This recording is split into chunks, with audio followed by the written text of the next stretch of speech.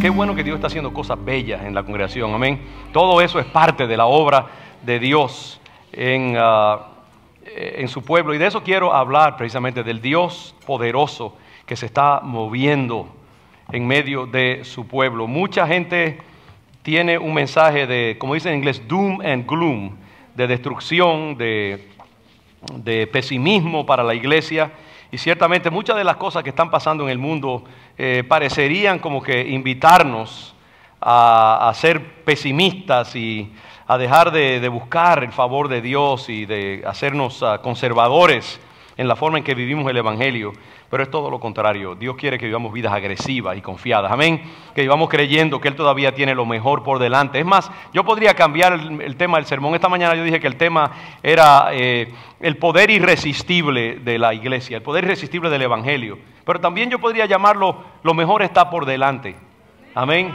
Lo mejor está por delante para la iglesia de Jesucristo. El Señor tiene buenas cosas para su pueblo. Y yo quiero como poseer tu mente con esa idea de que tú te mueves en un espíritu, en un favor, en una intención de Dios, el creador del universo, que te da todo el derecho de ser optimista, de ser esperanzado, de creer que Dios tiene buenas cosas para tu vida, ya sea al nivel individual de tu familia, tu matrimonio, tus hijos, tu salud, o también al nivel de la iglesia de Jesucristo en general. Pero piensa en esta mañana, en esta tarde, en el poder irresistible del Evangelio y de la iglesia de Jesucristo. En Mateo 16, versículo 13, vemos una escena que muchos de nosotros conocemos. Dice allí que cuando Jesús vino a la región de Cesarea de Filipo, preguntó a sus discípulos diciendo: ¿quién dicen los hombres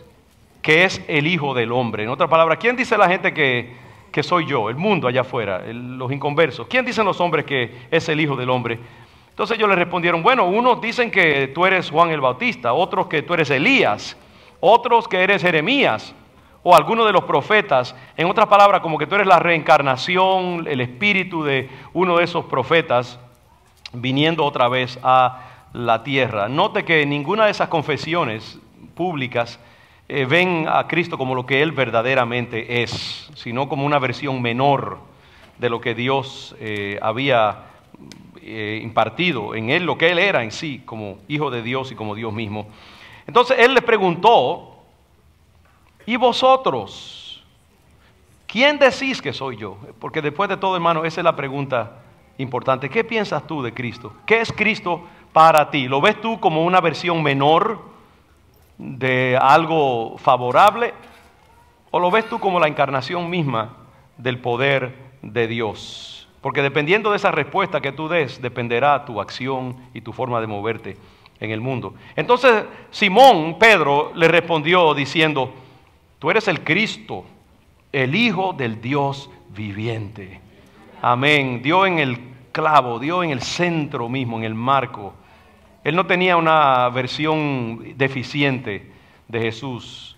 Lo confesó como el enviado. El Cristo es la palabra que quiere decir Mesías, Mesías. Es decir, el ungido de Dios, el enviado de Dios, Hijo del Dios viviente. Ahí metió muchas cosas. Hijo, es decir, consubstancial con el Padre, divino porque tenía la misma naturaleza del Padre. Un hijo tiene la naturaleza humana de un padre. El Hijo de Dios tiene la naturaleza divina de Dios. Y también no cualquier Dios, sino el Dios vivo. Entonces le respondió Jesús: bienaventurado eres, Simón, hijo de Jonás, porque no te lo reveló carne ni sangre. Eso, en otras palabras, eso no fue un producto de tu deducción teológica o racional. No, esto te lo reveló directamente el Espíritu Santo, le habrá dicho el Señor. Sino mi Padre que está en los cielos. Y yo también te digo que tú eres Pedro, y sobre esta roca edificaré mi iglesia. Y aquí está la clave. Déjeme, antes de nada, decir algo, porque yo sé que muchos de nosotros tanto de nosotros que tenemos un trasfondo católico, y digo esto con todo respeto a la iglesia católica, pero hay esta idea de que este pasaje constituye la fundamentación de Pedro como el primer papa y que la iglesia estaría como de ahí en adelante fundamentada en este hombre. Y definitivamente esa no es la interpretación que la iglesia evangélica, protestante y una gran parte del mundo cristiano le ha dado a ese pasaje. Yo creo que si el Señor hubiera querido hacer de Pedro el fundamento de toda su iglesia, Él lo habría dicho en una manera mucho más desarrollada que esto. Pero lo que el Señor quiso decir es, tú te llamas Pedro, Petra, que quiere decir roca, ¿no? Me imagino que en el hebreo original y ciertamente en el latín y en el griego era esa idea, ¿no? Tú te llamas Pedro y tu nombre quiere decir roca. Y ciertamente Pedro, sobre esa roca, al Señor le gustaba muchas veces usar juegos de palabras, puns, como dice en inglés. Entonces tú te llamas roca y sabes que sobre esta roca, eso que tú acabas de decir, de que yo soy el Hijo de Dios y que soy el Mesías prometido, sobre esa verdad que tú acabas de decir, va a estar fundamentada mi iglesia. ¿Usted entiende? No era Pedro, sino la verdad que Pedro encarnaba en ese momento, que Dios iba a usar como fundamento para... Entonces, tenemos que entender esto, que el fundamento de la iglesia es Cristo Jesús. Amén. Él es la roca, ¿verdad que sí? Así mismo lo dice la palabra también. Cristo es la roca, su deidad, su poder, su divinidad, y la iglesia está fundamentada. Imagínense, si la iglesia está fundamentada en esa roca que es Cristo Jesús, ¿quién puede conmoverla? ¿Quién puede prevalecer contra ella? Cristo es el fundamento, amén. Ese Hijo de Dios. Entonces Él dice, sobre esa roca, sobre esa verdad que tú acabas de afirmar, yo voy a edificar mi iglesia. Y eso debe ser la base de... Cuando nosotros vemos la iglesia de Cristo en la historia, en el mundo, moviéndose, el reino de Dios, tenemos que verla así, fundamentada sobre la roca. Y eso constituye entonces la base de nuestra fe, nuestra confianza, nuestro optimismo, nuestra positividad en el mundo. Y yo quiero llenar tu mente de esa idea de que la iglesia de Cristo, esa iglesia a la cual Congregación León de Judá pertenece, esa iglesia a la cual tú perteneces, está fundamentada sobre un fundamento inconmovible, Cristo Jesús. Y entonces eso nos da derecho a pensar en una manera muy positiva acerca del futuro y de cuál es el futuro de la iglesia en este tiempo. Y entonces dice, y a ti te daré las llaves del reino de los cielos, y todo lo que atares en la tierra será atado en los cielos, y todo lo que desatares en la tierra será desatado en los cielos. ¿Sabe que eso no era solamente para Pedro? Porque el Señor después dijo lo mismo en otro pasaje acerca de su iglesia en general. Si usted busca en su Biblia más adelante, después cuando usted pueda, va a encontrar en, vamos a ver, aquí en el versículo Mateo 18, 18, creo que, déjame ver si está allí, ya que lo mencioné también, donde el Señor le dice eso a toda la iglesia. Mateo 18, 18, de cierto os digo que todo lo que atéis en la tierra será atado en el cielo, y todo lo que desatéis en la tierra será desatado en el cielo. Y el Señor Jesucristo dijo también, otra vez os digo, para que se convencieran bien, que si dos de vosotros se pusieren de acuerdo en la tierra acerca de cualquier cosa que pidieren, les será hecho por mi Padre que está en los cielos. Porque donde están dos o tres reunidos en mi nombre, allí estoy yo en medio de ellos. En otras palabras, lo que el Señor estaba diciendo, mire, la iglesia tiene autoridad. Y el Señor se la delegó antes de ir, y siempre está fortaleciendo esa autoridad. Pedro era en ese momento como la incorporación física en su declaración y en su persona, y ciertamente jugó un papel importante en la vida de la iglesia. Pero en ese momento decía, a ti te digo, pero también en extensión a toda la iglesia, que todo lo que tú ates y desates, sabe que Dios ha puesto la iglesia de Jesucristo sobre la tierra para ser autoridad. El Señor dijo, toda autoridad me es dada en el cielo y en la tierra, por tanto, id y predicad el evangelio. Dice, y haced discípulos a todas las naciones. Esa es la autoridad que Dios le dio a su iglesia. ¿Usted cree que si Cristo dio un mandato, Él no va a asegurarse de que se cumpla antes del final de los tiempos? Yo creo que sí, definitivamente. La iglesia de Cristo tiene poder, tiene autoridad, tiene señorío sobre la tierra. Yo no pido disculpas por el hecho de que Dios nos ha puesto a ser cabeza y no cola. Yo no pido disculpas por el hecho de que nosotros encarnamos una verdad que no tiene ninguna otra religión. Y yo digo eso con respeto por las otras religiones. No digo eso en un sentido como que, wow, míreme a mí, mírenos a nosotros y los demás pobres diablos. No, uno está diciendo simplemente, esta es la verdad.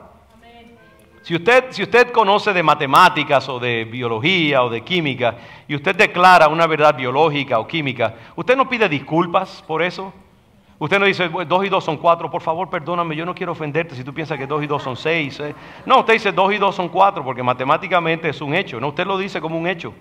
Y así cuando nosotros decimos Jesucristo es el Señor, es el único mediador entre Dios y los hombres, lo decimos sin orgullo, sin arrogancia, como el que declara una fórmula matemática o geométrica. Declaramos una verdad y el mundo tiene que alinearse a esa verdad. Y el proyecto histórico de Dios es simplemente llevar el mundo a ese reconocimiento, tarde o temprano. Dice la Biblia que un día toda rodilla se doblará y toda lengua confesará que Jesucristo es el Señor, para gloria de Dios Padre. Mientras tanto, estamos en el proyecto histórico de Dios está en proceso, en este mismo momento. Porque cuando uno mira el mundo en este tiempo, y mira, por ejemplo, Estados Unidos, y mira Europa y el mundo occidental en general, industrializado, uno podría llenarse de temor y de pesimismo. Cuando uno ve lo que está pasando en esta nación ahora mismo, por ejemplo, con la Corte Suprema dando un dictado acerca del matrimonio y de la homosexualidad y todas estas cosas, que con amor yo digo que es un desastre para esta nación y que va a ser destructivo para esta nación, no porque de nuevo, sino simplemente porque es algo que va en contra del diseño de Dios para la humanidad, y todo lo que se opone al diseño de Dios tiene que terminar en desastre. Y eso lo digo con amor. Okay, yo quisiera de alguna manera que la gente entendiera que la verdad de Dios no niega el amor, ni el amor niega la verdad de Dios. Los dos tienen que ir unidos. Entonces, cuando uno mira esta nación, ¿no?, yendo en muchas direcciones, no solamente en eso. Yo veo, por ejemplo, algo que no tiene que ver nada con la sexualidad. Yo veo lo que está pasando en esta nación cuando el mundo político de esta nación, los políticos como que han abandonado la honestidad y la verdad. Todo esto que está pasando con Trump y todo eso es simplemente, la gente está cansada de hombres y mujeres que mienten mientras dicen cosas y prometen cosas que no van a cumplir y cambian su mensaje según la gente quiera que lo escuchen, pero no les dicen al pueblo lo que verdaderamente ellos creen. Y cuando llegan a las posiciones de poder, entonces hacen lo que les da la gana. Y yo creo que ya la gente está tan harta que se pegan hasta de un clavo caliente para salir y agarran lo que sea, y ese es el problema. Creamos gente neurótica que entonces crean problemas como lo que tenemos ahora mismo en esta nación, con políticos que no debieran estar allí. Pero es porque este mundo, esta nación, yo creo que como que ha abandonado lo razonable, y está yéndose cada día más y más lejos de la palabra de Dios. Y nosotros nos sentimos como que, wow, ¿qué va a pasar? Y la idea es como que según esta nación y el mundo occidental se va apartando más y más de Dios, como que nosotros tenemos la tendencia entonces a tornarnos temerosos, conservadores, sentirnos como que, wow, qué miedo. Yo recuerdo el miércoles, después que la Corte Suprema dio su dictamen sobre el matrimonio homosexual aquí en Estados Unidos, el miércoles en la noche, cuando vinimos al servicio, había como un sentido casi como de cierta pesadez en el ambiente entre nosotros. Porque fue como que nos habían dado una bofetada y nos habían dejado sin aliento. Y se sentía en toda la nación, entre el mundo cristiano, ese sentido de malestar y de derrota. Y yo recuerdo que el Señor me llamó, me llevó a cambiar mi mensaje esa noche por otro mensaje, dando una palabra de afirmación. Porque yo creo que nosotros no debemos jamás llenarnos de desánimo ante lo que vemos, sino todo lo contrario. La Biblia dice que cuando vengan esos tiempos, dice que levantemos nuestra cabeza porque nuestra redención se acerca más bien. Tenemos que llenarnos de esperanza, de gozo. Esto es un tiempo pasajero. Dios tiene cosas mejores para nosotros. No es la primera vez que la iglesia se encuentra en aprietos. Y la iglesia siempre ha salido vencedora de toda situación. El Señor dijo, las puertas del infierno no prevalecerán contra mi iglesia. Y yo creo que así estamos pasando por un tiempo, es un tiempo solamente. Si usted lee las observaciones de algunos sociólogos y teólogos en los tiempos, digamos en el siglo XVIII aquí en Estados Unidos, estamos hablando de los años 1700 y pico, los años por ejemplo de Jonathan Edwards. Si usted lee las luchas que hubo en el siglo XIX aquí en esta nación, aún a comienzos del siglo XX, hubiera parecido que cada una de esas épocas la iglesia ya no iba a sobrevivir. Con la penetración del racionalismo, del secularismo, con el decaimiento espiritual aún de las iglesias prevalecientes, el nivel de inmoralidad que había en esta nación en esas épocas, el índice de asistencia o poca asistencia a las iglesias, en todos esos tiempos parecería hasta peor que lo que estamos viviendo ahora mismo. Y la iglesia de Cristo siempre ha rebotado, siempre ha regresado con más fuerza que nunca. ¿Sabe que a veces Cristo tiene que podar la iglesia? Así dice la Biblia, ¿no? Dice que el que lleva fruto lo podará para que lleve más fruto. Y yo creo que en este tiempo la iglesia aquí en Estados Unidos necesita ser podada. Y estamos por un tiempo así, que estamos como un poquito trasquilados. ¿Usted ha visto una oveja trasquilada alguna vez? No es muy bonita. Lo que se le ve nada más la piel así, todo arrugada. O un árbol. ¿Usted ha visto un árbol cuando lo podan? Parece como un cordón eléctrico lo tocó y el árbol parece todo así asustado. Se le ven los toconcitos solamente de las ramas muchas veces. Pero ese árbol cuando comienza a echar flores otra vez y con más fuerza, más económico, sale con más vigor que antes. ¿Sabe que a veces la iglesia tiene que ser podada? A veces la iglesia tiene que encontrarse en tiempos de lucha y aflicción. Porque el enemigo más grande de la iglesia, ¿sabe qué es? Su propia prosperidad y bendición. Cuando estamos bendecidos y prosperados nos ponemos haraganes muchas veces, ¿sabe? Cuando Dios nos bendice y nos pone a reinar, entonces nos corrompemos muchas veces.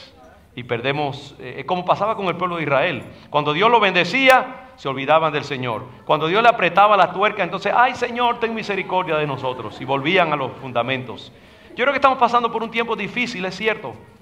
Pero es un tiempo para fortalecernos. Es un tiempo para llevarnos a los pies del Señor. Es un tiempo para santificarnos. Es un tiempo para regresar a los fundamentos. Es un tiempo para preguntarle al Señor, Señor, ¿qué debemos hacer para que tú nos regreses a nuestra antigua gloria? No nos demos por vencidos, hermanos. Sigamos hacia adelante porque Dios tiene grandes, grandes cosas para nosotros. Todo depende de la perspectiva que nosotros adoptemos. Si vemos este mundo como que simplemente se está yendo a pedazos, así va a ser. Si lo vemos como que Dios está trabajando en él y que estamos simplemente en una etapa de ese proceso constructivo de Dios, vamos a tener nuevo ánimo. Pero es importante que tú y yo nos preguntemos, ¿cuál es mi perspectiva histórica de la iglesia y de lo que Dios está haciendo en este tiempo? ¿Es una de derrota y de pesimismo o de bendición y de crecimiento? Yo esta mañana compartí una ilustración con los hermanos acerca de una entrevista que se le hizo a dos veteranos de la guerra mundial, la Segunda Guerra Mundial, y de la invasión a Normandía, que era la frontera con España, con Francia, es decir, la entrada a Francia. Y esa era la invasión de los aliados que iba ya a sellar para siempre la derrota del mundo nazi alemán, que parecía por un tiempo que iba a arropar el mundo. Y ya los alemanes estaban casi derrotados, y esta era la invasión a Normandía, en Francia, que iba a ya confirmar la victoria de los países aliados. Pero era una batalla terriblemente difícil, porque los alemanes estaban atrincherados en sus posiciones en lo alto de esa playa. Y para estos soldados, que era una armada, una de las armadas más grandes que jamás se ha diseñado en el mundo. Eran miles y de barcos y botes pequeños y de soldados franceses, ingleses, alemanes, franceses, ingleses y norteamericanos. Los alemanes estaban atrincherados, esperando a que llegara esta gente que tenía que desembarcar de esos barcos y que estaban frágiles. Imagínate, tenían que desembarcar y entonces tirarse, caminar por la playa llena de agua, la orilla, y mientras tanto estaban totalmente abiertos a los disparos de estos soldados alemanes.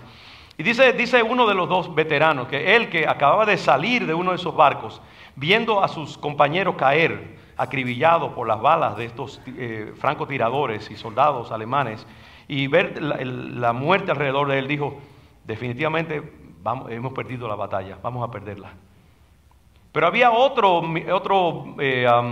veterano que él estaba en un avión de reconocimiento, volando muy en alto por encima de todo, y él podía ver el panorama total de lo que estaba pasando en ese momento. Él tenía una visión mucho más amplia de ese momento. Y él podía ver no solamente los soldados que estaban cayendo ahí mismo en la inmediatez de ese hombre, pero él veía también los paracaidistas aliados que estaban aterrizando en diferentes partes de esa playa inmensa y poseyendo lugares estratégicos y posicionándose en esos lugares. Él veía también otros lugares donde estaban aterrizando o desembarcando estos militares aliados y que estaban teniendo éxito y estaban penetrando y estaban atrincherándose y poniéndose en posiciones estratégicas para fortalecer a los que venían después de ellos. Y también podía ver los aviones aliados acribillando soldados nazis por donde quiera y suavizando la resistencia. Y él, mirando todo el progreso que había, dijo: wow, increíble, vamos a ganar la batalla. Porque todo depende de la perspectiva que tú tengas. Muchos de nosotros estamos aquí en este momento de la historia. Estamos en este país en particular. Y vemos cosas que están pasando al nivel de la ley, de la sociedad. Y decimos: wow, perdimos la batalla. Pero ¿sabes qué? Hay uno que está por encima de todo eso, que dice: mi iglesia ha de tener la victoria. Las fuerzas del infierno no prevalecerán contra ella. Y yo te animo a adoptar esa perspectiva amplia, generosa, llena de fe, que el Señor está en control de su iglesia. El Señor no nos va a eximir de momentos de prueba, porque Él quiere crearse guerreros. Él quiere crearse gente de fe. ¿Sabe dónde se crea un guerrero? En el campo de batalla, con las balas silbando por encima, viendo a compañeros caer y simplemente creyendo en la causa y en su entrenamiento y yendo hacia adelante. Estamos en un tiempo, sí, pero si uno mira, esto está pasando aquí en el mundo occidental, pero ¿qué de África, donde el evangelio está corriendo como pólvora por donde quiera? ¿Qué de Latinoamérica, donde hay iglesias de 100,000 personas y el evangelio está avanzando en Guatemala, en El Salvador, en Panamá, en Puerto Rico, en diferentes partes del mundo? Dios está haciendo cosas maravillosas. Chile, Colombia. ¿Qué de China, donde hay 50,000 chinos convirtiéndose? Hay chinos ahí para convertirse y sería poco. Cada día 50,000, se dice, chinos aceptan a Jesucristo como Señor y Salvador. ¿Se imagina eso?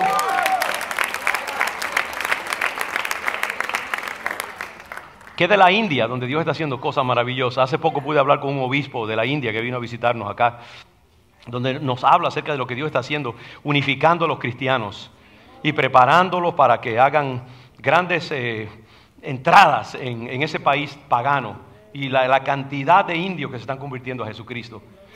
Oímos del Medio Oriente, con lo que está haciendo ISIS y todo esto, pero ¿sabe que en el Medio Oriente hay también mucha gente que se está convirtiendo al Señor Jesucristo? Gente que está teniendo sueños directamente de Jesús, se están convirtiendo. Árabes que están, musulmanes que están convirtiéndose a Jesucristo por cientos y cientos. Lo que pasa es que no lo dicen por temor a... Claro que sí, está bien, porque por ahora es una etapa, pero Dios está haciendo cosas aún en el Medio Oriente para preparar un gran florecimiento del Evangelio. Y aún en Boston, aún en Nueva Inglaterra, el Señor está haciendo cosas maravillosas. Yo tengo la oportunidad de ir a diferentes estados y de conocer muchos pastores de diferentes segmentos de aquí de Nueva Inglaterra. Yo les digo, hermanos, Dios está haciendo algo precioso. Nueva Inglaterra no es el desierto que era cuando nosotros llegamos aquí a Boston y comenzamos a pastorear.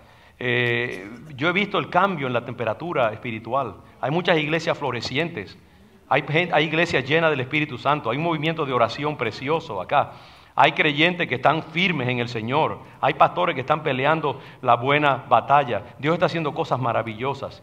Y Dios está usando nuestra iglesia aquí en Boston. Esto es de bendición. Para gloria del Señor, Dios está usando un grupo de latinos y de africanos y afroamericanos y blancos para hacer grandes cosas en esta ciudad de Boston. Y estamos aquí aguantando el fuerte en lo que llega la caballería, llegan los refuerzos. Dios está usando a Congregación León de Judá para hacer grandes cosas y grandes bendiciones. El pastor Jonathan acaba de venir de la China y no podía reprimir compartir con ustedes esta anécdota. Él estuvo visitando la China junto con Steven Johnson y un grupo de pastores jóvenes. Y Jonathan nos decía en la reunión de pastores del staff este miércoles, una experiencia que él tuvo en la China, en una reunión del grupo que fue allá a visitar la China, del seminario Gordon Conwell, Theological Seminary. Y estaban allí estos dos pastores que están involucrados con León de Judá, Steven Johnson, que es mi concuñado, que es pastor en Durham, y Jonathan, que es pastor acá. Entonces, ellos estaban en una reunión donde era parte de su entrenamiento allá en la China, y el que estaba hablando, el conferenciante, era un pastor joven que había vivido aquí en Estados Unidos y había vivido aquí en Nueva Inglaterra, de hecho.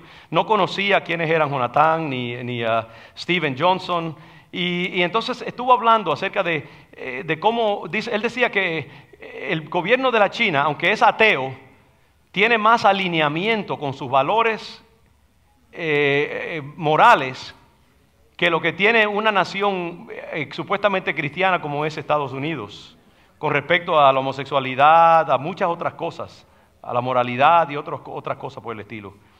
Y que él dice que cuando él visitó acá a Estados Unidos, lo que más pena le daba era que la iglesia norteamericana, la iglesia evangélica norteamericana era un poco cobarde y que no predicaba el evangelio cómo se debía predicar, con la seguridad, la confianza, la claridad, y que él veía eso como que era una falta delante del Señor, de no anunciar un evangelio claro, concreto, firme, bíblico, en este tiempo que se necesitaba. Y él añadió estas palabras, dijo, cuando yo estuve visitando en Nueva Inglaterra, visité varias iglesias, y escucha esto, y esto lo digo, Dios lo sabe, para gloria del Señor y para ánimo de ustedes. Dice, de todas las iglesias que yo visité, la única, dice él, y yo creo que eso no es así, pero hay otras, pero la única que él tuvo experiencia, dice, la única iglesia que yo vi que estaba predicando él un evangelio claro y firme y bíblico, era una congregación latina en la ciudad de Boston, que yo no recuerdo cómo se llama, dice. Y entonces alguien le dijo, ¿era por casualidad se llamaba León de Judá? Dijo, esa misma congregación León de Judá. Y yo digo que hasta en la China saben lo que está pasando aquí en Boston. Gloria a Dios por eso. Amén. Y de nuevo, digo delante de Dios que el Señor nos perdone si hay algún tipo de orgullo en eso. Pero yo creo que hay que decir las bendiciones de Dios. Yo creo que muchas veces nosotros tratamos de apagar el evangelio, de echarle agua a la sopa para que no sepa demasiado pura. Pero Dios nos libre de comprometer la claridad del mensaje de Jesucristo. La semilla del evangelio es buena semilla, no juegue con ella, plántela simplemente. Es la cuarta semilla que sembró el sembrador, que cayó en buena tierra y da fruto a 30, 60, 90 y a 100 por uno. Amén. Sigamos proclamando la verdad de Dios. Sigamos firmes en nuestra posición. Tratemos de ser la mejor iglesia que podamos, con todas nuestras arrugas y verrugas y defectos, pero seamos fieles al Señor. Mantengamos el evangelio claro, prediquemos un evangelio alto, y cuando no podamos alcanzarlo, pidámosle gracia al Señor y tratemos de nuevo.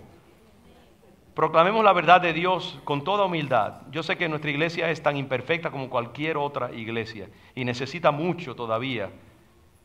Pero en la medida en que nosotros nos anclemos a la palabra de Dios, en esa medida seremos inconmovibles y tendremos éxito. En la medida en que cualquier iglesia, cualquier ministerio se alinee con la palabra del Señor, ese ministerio va a progresar, va a ser bendecido y va a ser usado por Dios. No nos echemos para atrás. Hermanos, llenémonos de una perspectiva positiva acerca de lo que Dios está haciendo en el mundo y en nuestra ciudad. No estemos mirando las manifestaciones de retraso y de negatividad que hay en el mundo. Pongamos nuestra mirada en ese Cristo que dijo, esta es mi iglesia, yo la construyo sobre la roca que yo soy y las puertas del infierno no prevalecerán contra ella. Mantengamos firme ese mensaje. Y donde quiera que tú te encuentres en cualquier etapa de tu vida, quizás ahora mismo tú estás pasando por una vida tormentosa, como la iglesia está pasando por una vida tormentosa, y tu opción es o te concentras en lo negativo que está pasando y te echas a morir y bajas los brazos y dejas caer los brazos, y entonces el enemigo se aprovechará de ti, o te mantienes firme en lo que Dios ha declarado sobre tu vida, esperando el día de la salvación, el día de la liberación. sabiendo que el Señor que prometió es fiel para cumplir lo que Él ha prometido. Mientras estaba allí esperando mi tiempo, me vino a la mente un pasaje de la Escritura, que yo creo que es muy apropiado para este momento. Y pensaba en los discípulos, cuando el Señor los mandó a ir a la otra orilla y les dijo, tomen la barca, vayan, yo les encontraré al otro lado. Como nos dijo el Señor hace 2000 años cuando se fue en su ascensión. Él le dijo a la iglesia, ir por todo el mundo, predicad el evangelio a toda criatura, vayan a Jerusalén, a Judea, a Samaria, a toda la tierra, prediquen el evangelio. Era en un sentido diciéndole, vayan a la otra orilla. La otra orilla es cuando ya la historia haya llegado a su final, las promesas de Dios se hayan cumplido, la iglesia esté reinando sobre la tierra, Cristo haya venido y ya todos los enemigos de Dios, de Cristo hayan sido puestos debajo de sus pies. Esa es la otra orilla. Nosotros estamos ahora en la barca yendo hacia la otra orilla, históricamente hablando, ¿verdad que sí? 2000 años llevamos en esa barca y en ese mar. Y el relato dice que cuando los discípulos iban en el mar, el viento se les tornó contrario. Vino una gran tormenta y comenzó a mover la barca de un lado para otro. Y los discípulos creían que iban a perecer. Y estuvieron horas en el mar. Y ya se hizo de noche y se hizo de madrugada casi. Y los discípulos no podían mover la barca porque la corriente, dice, y el viento les era contraria. Y así estamos nosotros en este tiempo quizás. Por un momento el mar se ha tornado hostil para nosotros aquí en este país y en muchas otras partes del mundo. El Señor que nos dijo, vayan a la otra orilla, no lo vemos en este momento porque está oscuro, el viento está rugiendo, nos es contrario, hemos estado remando mucho tiempo, estamos cansados. Y muchos de nosotros podríamos decir, bueno, Señor, ya, esta barca se va a hundir y ya terminó todo.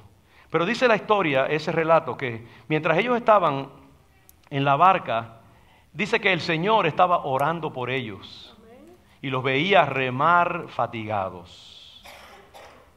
El Señor estaba en un lugar alto. Y de hecho yo he estado en el mar de Galilea, cerca del mar de Galilea, y ciertamente es un lago inmenso que parece un mar y está rodeado de montañas alrededor. Y yo imaginé que viendo esa escena vi lo fidedigno de la Escritura, que ciertamente si el Señor estaba en uno de esos lugares altos, Él podía verlos, Él podía ver todo ese lago grande y podía ver a sus discípulos remando allí, cansados, fatigados, habían perdido la esperanza, pensaban como que ya todo había terminado para ellos. Y dice entonces que en la madrugada, el Señor dice que se bajó de donde estaba y comenzó a caminar sobre las aguas hacia ellos. Comenzó a caminar sobre la tormenta. ¿Qué imagen más hermosa? Cristo caminando sobre la tormenta. Cristo mirando a sus discípulos fatigados y aterrorizados. ¿Sabe que el Señor ve la iglesia en este tiempo? El Señor nos ve desde su trono. Y el Señor sabe lo que estamos pasando acá. ¿Por qué permitió el Señor que sus discípulos pasaran horas batallando contra el viento? ¿Por qué no los socorrió inmediatamente que comenzó? ¿Porque Él era sádico y quería que sufrieran un poco y sudaran antes de Él ir a buscarlos? ¿Quería castigarlos? No. Él estaba preparando el escenario para que cuando Él lo vieran llegar y lo que Él iba a hacer, su fe se fortaleciera. Y ellos pudieran entonces creer en Él como el Hijo de Dios, que estaba sobre la tormenta, sobre el mar, sobre la naturaleza. Él preparó el escenario. ¿Sabe que a Dios le gusta muchas veces dejar que las cosas lleguen como a su máximo para entonces intervenir? Algunos han dicho que el momento más oscuro de todo el día es el minuto antes del amanecer. Y Dios tiene su forma de lidiar en nuestra vida. A veces Dios permite que lleguemos con el agua, no hasta el cuello, yo diría que hasta aquí, hasta la parte de arriba de la boca. Y digamos, Señor, ya voy a perecer. Y porque Él está enseñándonos. Él sabe que no nos vamos a hundir, Él sabe que no nos vamos a ahogar. Y Él se puede dar el lujo de esperar a que las cosas se maduren bien, ¿no? Nosotros no lo vemos y entonces pensamos, se olvidó de mí. Pero no, el Señor está orando. El caso fue que ese Cristo todopoderoso, que reina sobre las aguas, reina sobre el viento, reina sobre el mar, reina sobre la tormenta, vino caminando sobre las aguas hacia ellos. Dice la historia que ellos, cuando lo vieron, Imagínense, entre los rayos y la luz y la oscuridad, ven a una persona caminando hacia ellos. Dijeron, este es un fantasma. La poca fe de ellos. No podían pensar que el Señor pudiera estar caminando sobre las aguas. Ellos que lo conocían, que lo habían visto hacer milagros, resucitar muertos, liberar endemoniados, no podían pensar que ese era el Señor, sino pensaron, este es un fantasma que viene a atacarnos, a hacernos daño o lo que sea, y se llenaron de terror. Muchas veces podemos pensar que el Cristo que está preparando su obra es un fantasma, que es el diablo, cuando es verdaderamente Él que está trabajando en la historia para llevar las cosas hacia donde Él las quiere llevar. ¿Quién sabe si muchas de las cosas que nosotros pensamos en este tiempo que son indicios de la derrota de Dios son precisamente los instrumentos que Dios está usando para su gloria, para su poder? Algunas de estas personas que están haciendo daño ahora mismo a esta nación, quizás son instrumentos que Dios está usando para preparar a su iglesia y entrenarla en la guerra, entrenarla en la fe, entrenarla en la paciencia, entrenarla en el uso del poder de Dios. El caso fue que dice la Biblia que cuando Él llegó a donde estaban ellos, se montó sobre la barca y la tormenta cesó inmediatamente. Hermanos, yo creo que nosotros estamos ahora mismo en la tormenta. Estamos en el medio del mar y hay cosas que están pasando en esta nación, están pasando en el mundo. Hermanos, yo les digo con toda seguridad de mi corazón que lo mejor está por delante para la iglesia de Jesucristo. Nosotros estamos ahora mismo, son las 3 de la mañana, las 4 de la mañana, pero el amanecer viene. El Cristo Todopoderoso viene montado sobre las aguas. Yo creo que los mejores tiempos para la iglesia de Jesús están por delante. ¿Usted cree que si nosotros creyéramos que ya estamos derrotados, nos pondríamos a construir edificios y a pasar trabajo? Yo lo que estamos haciendo es preparando el espacio para el poder de Dios se manifieste, para llenar estos lugares con vidas que se conviertan al Señor, para llenar este lugar con las alabanzas, para montar una estrategia que posea las naciones y la ciudad. Yo creo, yo me empecino en creer que Dios tiene un propósito para nosotros. Dios no ha terminado ni con nosotros, ni con Nueva Inglaterra, ni con esta nación, ni con el mundo. El mundo no se puede zafar del diseño de Dios. Por más que trate, leas el Salmo 2, no tengo tiempo, voy a terminar ciertamente. Pero en el Salmo 2 dice que las naciones tratarán de zafarse del control de Dios y Dios se reirá de ellas y luego las confundirá con su indignación. En este tiempo los científicos creen que al manipular el código genético, al investigar los misterios del cerebro y del sistema neurológico, al inventar la inteligencia artificial, al sondear más allá de nuestro sistema solar y investigar galaxias y las profundidades del mar y el misterio del átomo, como que ya pueden decir, ¿sabe qué? Ya no necesitamos a Dios.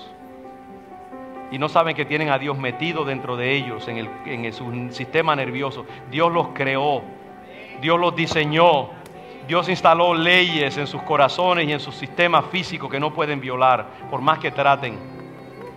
Por más sofisticados que se pongan, el hombre tiene un cordón metido dentro de él, que es el sello de Dios en su vida.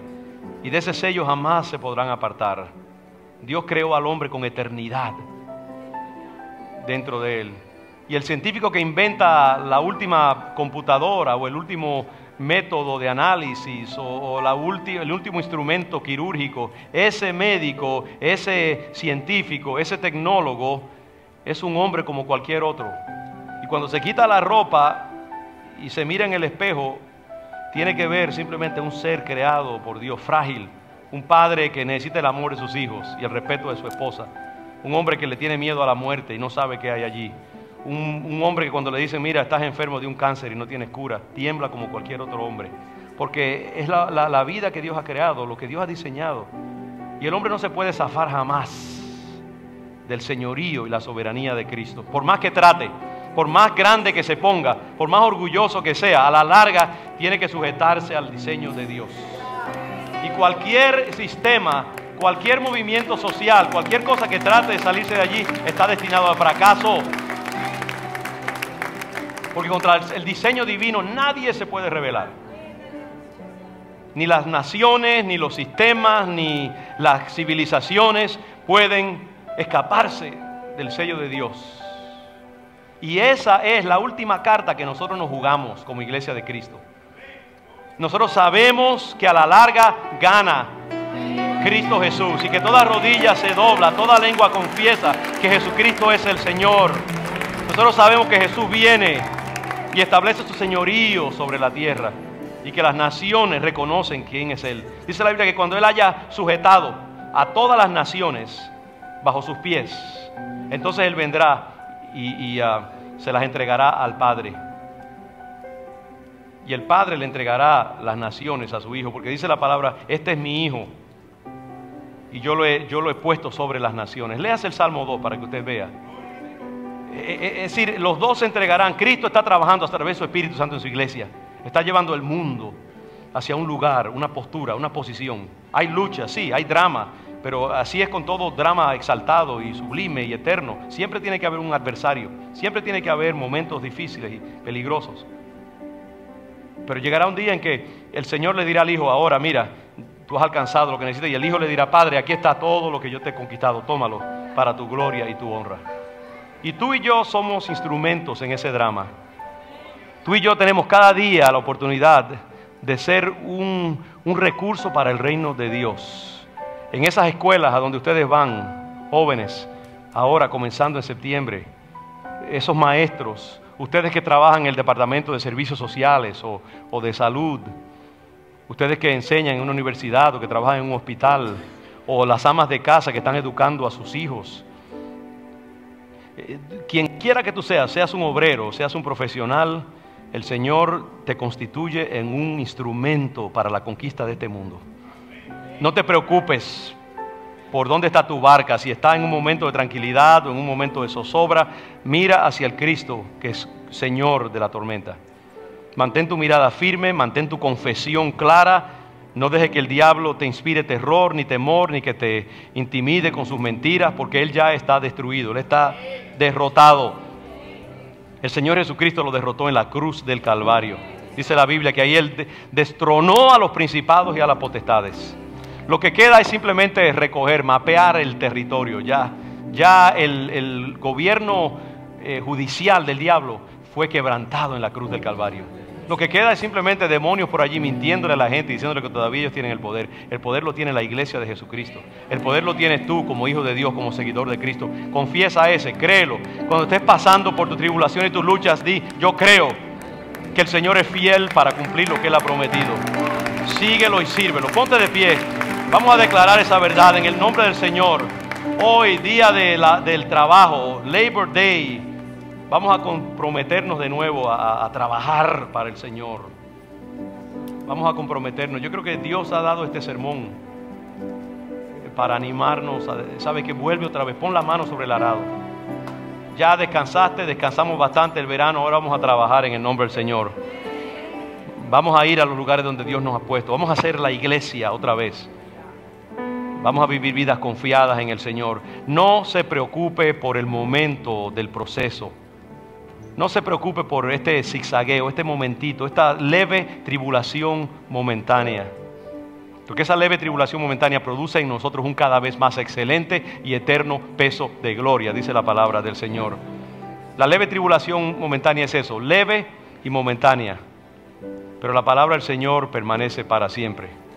Y tú estás plantado en esa roca, plantado en esa palabra, plantado en esa divinidad de Jesús. No vas a perecer. La tormenta no va a prevalecer contra ti. Tu barca no se va a hundir. Todo lo contrario, cuando llegues a la otra orilla, tendrás un mejor entendimiento del señorío de Cristo y de su capacidad para cumplir todo lo que Él ha prometido. Yo bendigo tu vida. Inclina tu cabeza y recibe gracia del Señor. Oh, mi hermano, mi hermana, no comprometas el Evangelio. El diablo te dice, yo te puedo entregar el mundo si tú me adoras. Dile, al Señor solamente adoraremos. Y vamos a pelear la batalla legítimamente. Vamos a correr la carrera de la fe legítimamente, conforme a los valores de la palabra y del Evangelio de Dios. No comprometeremos los valores del Evangelio. No comprometeremos la verdad, que incluye el amor de Dios. Y en el nombre de Jesús, Padre, pedimos que tú renueves nuestras fuerzas. Usa estas palabras, Señor, para sanarnos, limpiarnos, purificarnos, prepararnos, darnos nuevo ánimo, nueva fe, nueva confianza. Yo bendigo esta congregación, Padre. Yo declaro que Congregación León de Judá y tu pueblo aquí en Nueva Inglaterra no solo no perecerá, sino que vivirá y prosperará en el nombre de Jesús. Conquistaremos naciones, Señor. Haremos todo lo que tú mandaste que hiciéramos. El destino que tú has declarado sobre nosotros se cumplirá. Nada faltará a lo que tú has dicho y has declarado sobre nosotros. Nuestras vidas serán de bendición y bendecidas, Padre. Nuestros hijos conquistarán naciones, repararán las ruinas antiguas, restaurarán ciudades y portillos en el nombre de Jesús. Y Padre, yo bendigo a aquellos que están en medio de la tormenta hoy. Los que están batallando con situaciones matrimoniales difíciles, con dictámenes de salud difíciles, con hijos difíciles, con situaciones financieras, Señor, críticas, con estados emocionales de depresión, de ansiedad, de soledad. Padre, en el nombre de Jesús los bendigo. Yo pido que su fe no falte, Señor, que en este momento ellos puedan poner sus ojos sobre el Cristo que camina sobre la tormenta. Oh Señor, ahí en medio de su lucha, fortalécelos y envía a tus ángeles, aquellos que están en lechos de muerte, los que están en hospitales, Señor. Socórrelos y fortalécelos. Los que batallan con condiciones físicas, Señor, muy duras. Los que están batallando con ataduras emocionales, mentales, Padre, adicciones, en el nombre de Jesús. Rompemos cadenas, Padre. Declaramos que el diablo está derrotado en la vida de tus hijos, Señor. Reclamamos las promesas de Dios para nuestra tierra. Declaramos que tú eres fuerte en nosotros, Señor. Padre, bendice a tus hijos que están flaqueando. Tú les ministras en este momento. Padre, tú administras una dosis de poder y de nuevas fuerzas, nuevo ánimo, renovación de su perspectiva. Llévalos a otro nivel, fortalécelos, Padre. Muéstrales que tú no has terminado con ellos, así como tampoco has terminado con nosotros. Espíritu Santo, desciende sobre esta comunidad, allá arriba y aquí abajo, y donde quiera que estén en este momento. Padre, los que vinieron al servicio esta mañana, los que están fuera ahora mismo, los que están lejos y los que están cerca, yo los bendigo en el nombre de Jesús. Declaro bendición de lo alto, Espíritu Santo, poder de Dios, vitalidad fresca, Señor. Padre, perdónanos porque en nuestra humanidad muchas veces nos debilitamos y nos sentimos frágiles. Pero en esta tarde, Padre, yo te pido, renueva nuestras fuerzas, renueva nuestra visión. Bendice a este pueblo, Padre. Llénalo de fe. Déjale sentir el amor de su Padre, su Creador. Y Padre, haz algo con nosotros, Señor. Queremos más, no estamos contentos. Aunque te agradecemos lo que ya has hecho, Padre, pero creemos que hay más todavía. No estamos satisfechos, porque tú tienes algo más para nosotros, Señor. Gracias por lo que nos has dado, pero también creemos que tú tienes más. Y no nos contentaremos, Señor, con una medida limitada. Queremos todo para ti, Padre. Queremos todo lo que tú tienes, Señor, para nosotros. Y en esta tarde decimos, abre las ventanas de los cielos. Derrama tu bendición sobre este pueblo, Padre. No porque lo merezcamos, porque no lo merecemos, Señor. Pero porque tú has puesto aquí cosas que yo sé que tú puedes usar para tu gloria. Has puesto valores, has puesto una posición, has puesto una masa crítica, un potencial acá, Padre, que yo sé que te puede ser útil. Y porque creemos que te podemos ser útiles, Señor. Si tú nos tratas, nos limpias, nos preparas, nos dotas, entonces te pedimos, visítanos, fecúndanos y danos trabajo, Señor. Más trabajo para tu obra, Padre. Límpianos, sánanos, purifícanos, prepáranos, protégenos, guárdanos. Oh Señor, renuévanos y haremos tu obra, Padre. Y te daremos a ti exclusivamente y entusiastamente toda la gloria, toda la honra, Padre, que solo tú mereces. Gracias, Señor, en el nombre de Jesús. Amén y amén. Hermanos, les bendigo en el nombre del Señor.